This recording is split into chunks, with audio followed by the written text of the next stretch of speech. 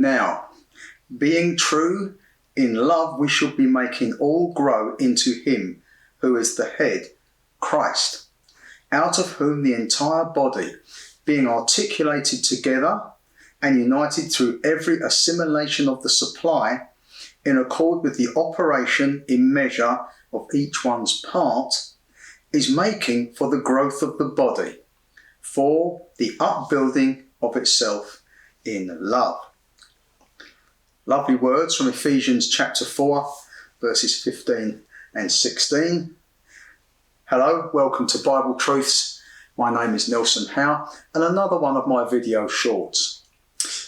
Inspired to do this video because I've had a lovely visit this afternoon from a lovely couple who are members of the body of Christ and believers who I met for the first time many years ago at a gathering of believers. And we've been in touch ever since, and they're a lovely couple. But along with FaceTiming I did with another brother in the week, we need to realise how much, as a body, we need each other. It's really important. Now, we are scattered in many different places. I don't have regular believers, particularly those who understand the evangel really scripturally. I don't have them here on my doorstep. So when people visit me, they have to travel from London or from other places, or I have to go up there or to here, or we meet at conferences, stuff like that. We don't get the regular fellowship together. Not here is something I would like. Now, the scripture makes an interesting point. You know, when Fab and Heather came and visited me today, you know, they were coming to see me, as people have been, because I've been ill. As you can see, I've had my hair cut, and so I look a little bit more human rather than looking like something from an old Catweasel show. And I feel a little bit better because I look in the mirror and think, I actually look quite normal now. But they wanted to come and see me, and you know, they've arranged this and they wanted to, and it's lovely to see them. I did see them recently, unfortunately at a funeral of a brother, but you realise how much we need each other, how we're united by that, the Spirit of God, in love and grace and peace. And it's a wonderful, beautiful thing. And I feel that whenever I'm with fellow believers, that we are, that with that oneness that we have, you know, despite any personality differences or anything like that, we are all one in Christ Jesus. It likens it here to a body, to being articulated together and united through every assimilation of the supply. Wow, that's wordy. Basically, think of the body. We've got nerves and blood vessels and ligaments and all that. The head operates the whole body.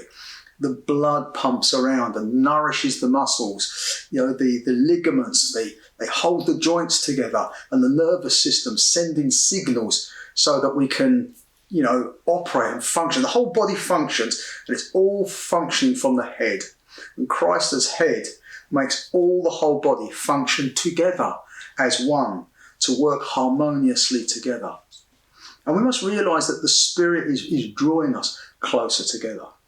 I've certainly sensed that recently on a much deeper level of this is something when you meet a believer, this instant thing that's there, that a spirit is testifying within that, you know, this is one of me. Because we're all one, we're all part of Christ's body.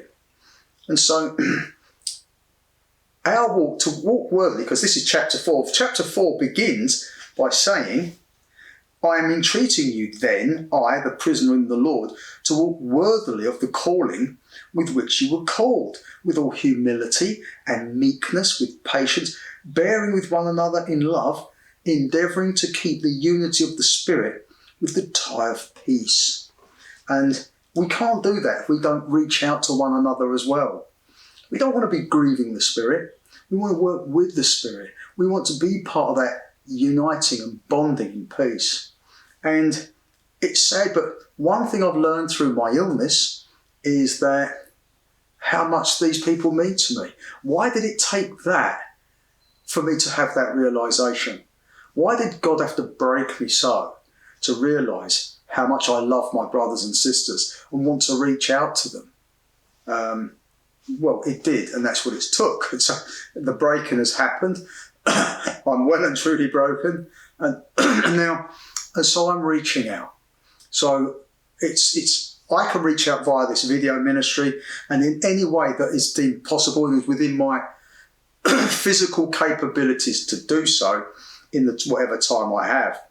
But what about you? This is a time for self-reflection and look at that. We've had a friend, another sister came and stayed with us for a few days.